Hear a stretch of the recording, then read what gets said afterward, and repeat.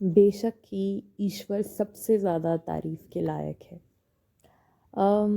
क्या आपने कभी सोचा है जब हम में से कोई कभी भी ऐसे बोलता है कि हाय भगवान, और हम ऊपर को देखते हैं।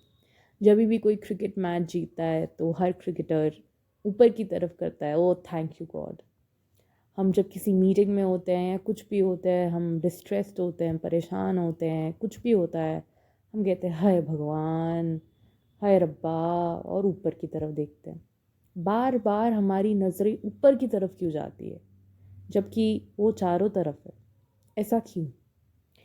अब इसके पीछे की सोच ऐसी है कि हम ऐसा मानते हैं, अंदर ही अंदर हम खुद ये चीज़ को रियलाइज़ करते हैं कि जो हमारा खुदा है, जो हमारा भगवान है, वो हमेशा एक बुलंदी पे होगा, वो हमसे हमेशा बड़ा होगा। उसकी ज़ात हमारी ज़ात से 1000 गुना ज़्यादा ऊंचाई पे होगी, पावरफुल होगी, उसका एक स्टैंडर्ड होगा। इसी प्रिंसिपल को हम फितरती इनैक्ट करते हैं, चाहे ज़बान से ना बोल पाएँ, दिमागी तरीके से बोल ना पाएँ, लेकिन एक्शंस में बार बार बार बार हम उसी चीज़ को एक्ट करते हैं। तभी बार बार हमें बुलंदी वाले खुदा और ईश्वर की ही याद आती है और उसको हम कहते हैं भगवान, ओ भगवान, ऐसा वैसा ओ ये।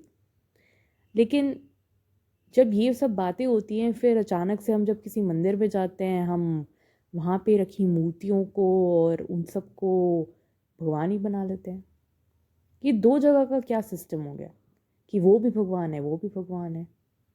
ये जो सिस्टम है, इसमें हम फिर जिसकी तारीफ़ एक्सक्लूसिवली उसकी होनी चाहिए थी, जिसकी बुलंदी सिर्फ एक्सक्लूसिवली उसकी होनी चाहिए थी, उस जगह पे हम दूसरों को ज़्यादा दे देते हैं। अब एक ख़्याल ये भी आता है कि अरे, भगवान कोई इंसानों की तरह क्या कोई जेलस होता है? उससे कोई क्या कोई फ़र्क पड़ेगा? जो भगवान इतना बुलंदी, इतना विशाल है, वो क्या दूसरों को भगवान देने के दर्जे पे क्यों इतना जेलस हो? हाँ, सही बात है, लेकिन क्रिएटर तो एक है ना। किसी और को भगवान बनाने के दर्जा, पावर, शक्ति भी तो किसी एक ने ही दी होगी ना। हर चीज़ का सोर्स और पावर एक ही पॉइंट पे आके रुकता है, और सिर्फ वही और वही ज़ात अकेली ईश्वर कहलाने लायक है, और कोई ज़ात ईश्वर कहलाने लायक नहीं है। बाकी सब ज़ातें जो हैं उनको हम प्यार कर सकते हैं, रिस्पेक्ट कर सकते हैं, मगर भगवान नहीं बुला सकते।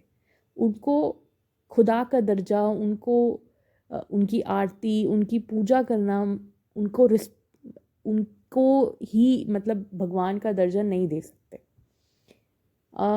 अब बात यह है कि क्योंकि हमारी सभ्यता में, हमारे कल्चर में ये चीज़ करोड़ों सालों से हुए जा रही है, तो क्या मतलब सब लोग करोड़ों सालों से गलत है?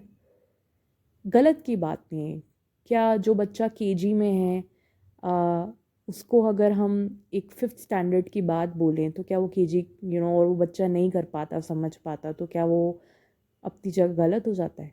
नहीं, वो अपनी जगह है, और एक 5th स्टैंडर्ड का बच्चा अपनी जगह है। उसको ये बात समझनी होगी कि जो जिस तरीके से मैं मैथ का प्रॉब्लम सॉल्व करता था केजी में, वो सही तरीका नहीं है। अब एक बेटर तरीका है। इस बेटर तरीके से ही ईश्वर से एक प्रॉपर जुड़ाव, भक्ति, अक्ल, सरेंडर, ये सब कुछ आएगा। इसी को असल पूजा कहते हैं, कि उसके बारे में सोचना और उसको सही तरीके से मानना और समझना। सिर्फ रिचुअलिस्टिक आरती, थाल, ये सब करके हम बस एक झूठा ढोंग नचाते हैं। ये सब करने से अगर ईश्वर समझ आता, ईश्वर की भक्ति प्राप्त होती, तो बहुत से आज झूठे गुरु आज जेल में बंद नहीं होते। तो हमें अपने ईश्वर से जुड़ने के और मानने के तरीके को बहुत डीपली अंडरस्टैंड करना है। क्यों करना है? ताकि हम इस जीवन का लक्ष्य पूरा करना है, जीवन में एक बैलेंस क्रिएट करना है, अपने मटीरियलिस्टिक वर्ल्ड के लिए भी और ईश्वर की तरफ भी, जिसने ये सब कुछ देना है।